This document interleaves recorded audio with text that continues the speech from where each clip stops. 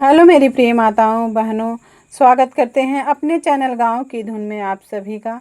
आज मैं लेकर आई हूँ बहुत ही सुंदर, बहुत ही प्यारा सा कजरी गीत। एक बार ज़रूर सुनिएगा।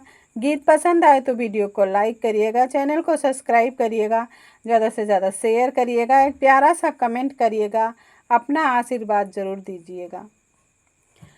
हम कलेह ले आई हरी रंग की साड़ी पिया, बिंदिया और लाली पिया ना।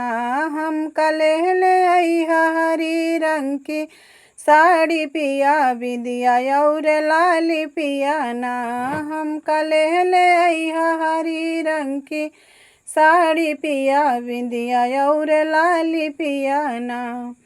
अगर सड़िया ना लियाइब घरवा के पछतैब, अगर सड़िया ना लियाइब घरवा के पछतैब। बंद कई देबै खाना और पानी पिया, बिंदिया और लाली पिया ना। बंद कई देबै खाना और पानी पिया, बिंदिया और लाली पिया ना। हम कलेह ले आई हरी रंग की साड़ी पिया, बिंदिया और लाली पिया ना।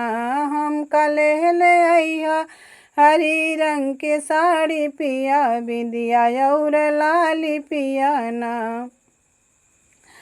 हम कलेह ले आई हरी रंग के साड़ी पिया, बिंदिया और लाली पिया ना।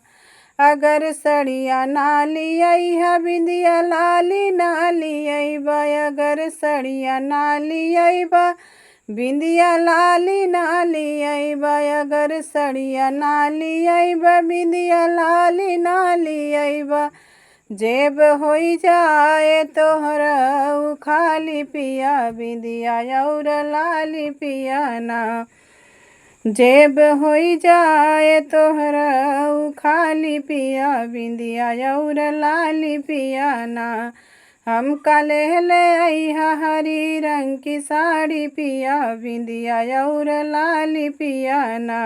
हम कलेह ले आई हरी रंग के साड़ी पिया, बिंदिया और लाली पिया ना।